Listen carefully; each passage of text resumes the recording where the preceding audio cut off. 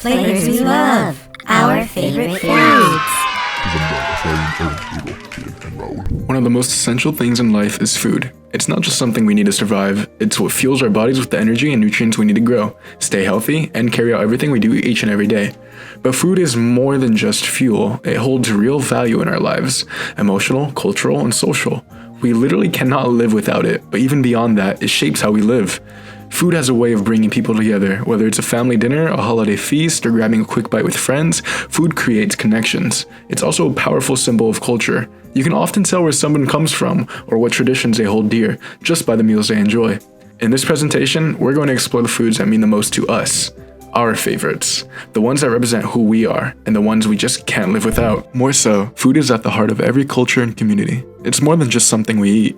It's a connection to our families, our traditions, and even our most meaningful memories.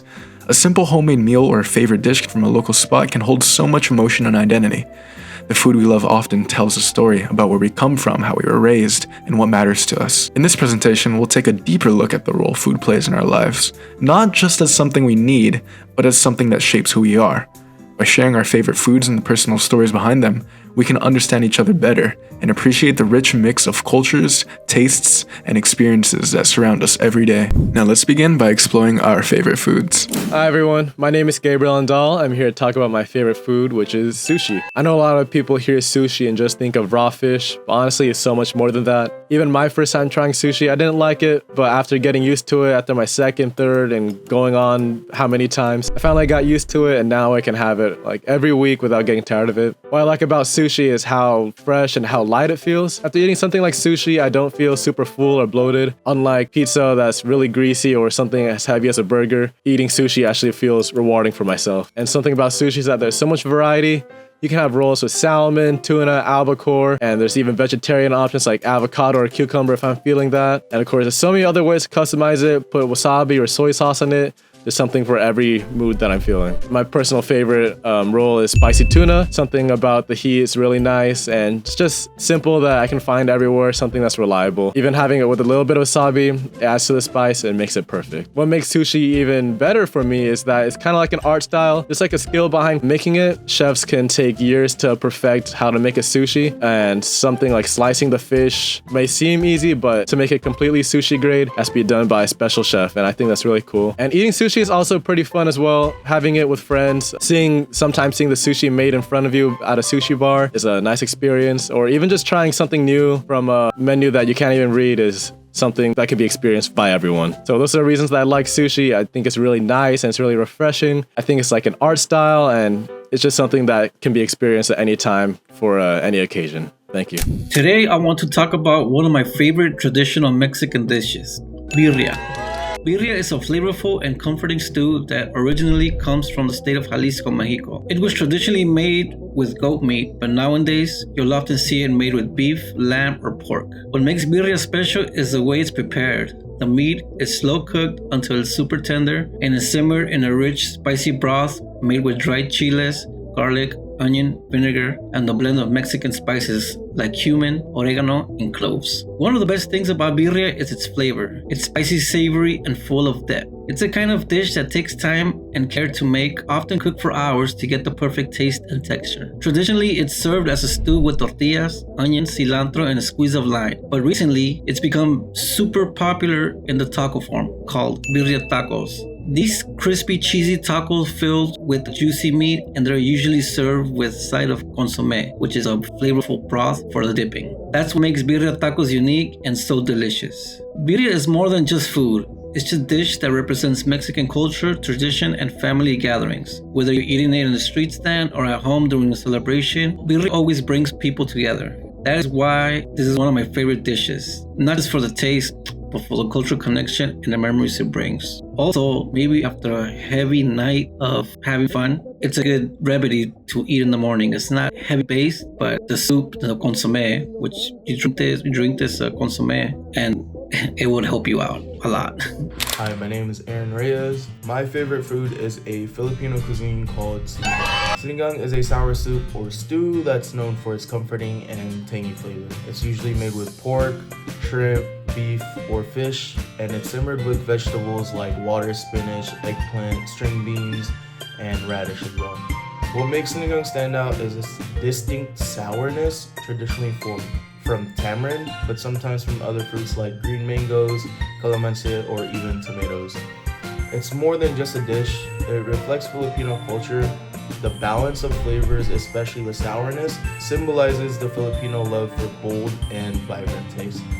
Sinigang is commonly served with rice, however, you can still eat it separate or mix it all together. It's a staple at family gatherings, rainy days, or anytime you just want comfort food. Whether you're Filipino or not, tasting sinigang is like tasting a part of the Philippines. It's warm, hearty, and always served with a side of hospitality. If you ever get the chance, try it, and you'll understand why it's my favorite dish of all time. Hi, my name is Efrain Villegas, and my favorite food are camarones al mojo de ajo. What this is, it is a traditional Mexican seafood dish, and it directly translates to shrimp and garlic sauce. Camarones al mojo de ajo are made by sauteing shrimp with a ton of garlic and a ton of butter.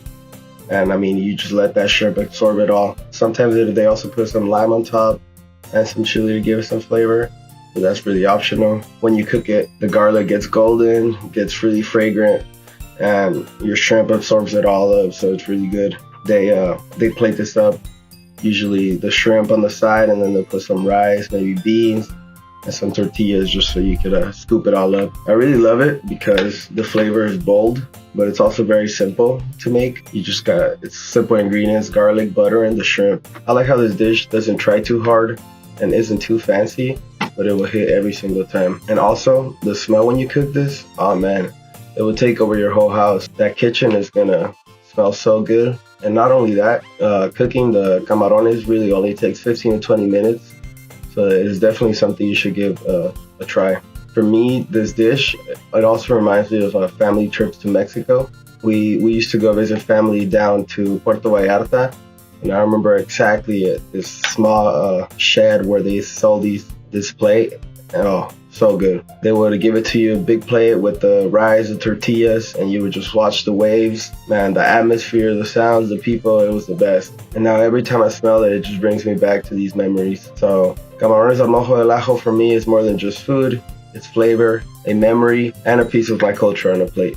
Thank you. Hi, my name is Hayden Palma, and although very hard to choose from my favorite food, as sinigang, a food I grew up with and know how to cook, comes extremely close, my favorite is pho. So where exactly does pho come from? Well, pho originates in the early 1900s over in Vietnam, and it comes from strains of French beef and Chinese noodles. That's where the Vietnamese were able to come together and make pho. It started over in northern Vietnam, and it evolved in the south with herbs and extra ingredients. It became popular worldwide after the Vietnam War. So the basics of how pho is made is its broth. Its broth is very important. You need to be able to simmer the beef or chicken bones and all the spices for over 24 hours.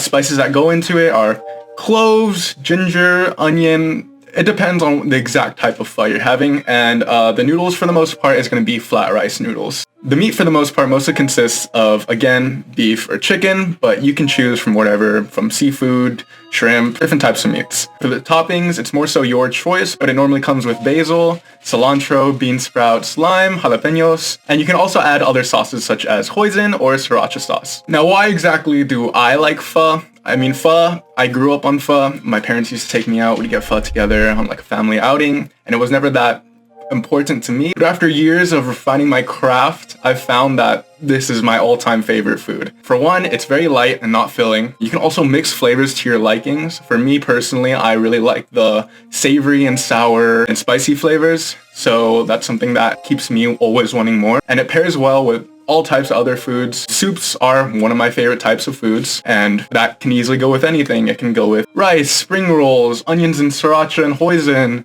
chicken wings, just whatever you have on the side as well. But I mean, personally for me, I mostly just like to enjoy it just as itself, as its own dish. And on top of that, pho is very cheap. You can find it anywhere, and it's not going to be overpriced like some ramen spots. But with its price, you also get a lot of quantity with it. There's never been once where I haven't been full after eating a bowl of pho, and at least for me, that's something that's kind of hard to attain. But more than that, it's also usually good quality. It's very hard to find a bad pho spot. I've only seen a few select pho spots that left a bad taste in my mouth after I ate it. So it's very hard to find those outliers. I'll have a side of sliced onions that I mix with sriracha and hoisin, and it's honestly just something I can't get enough of.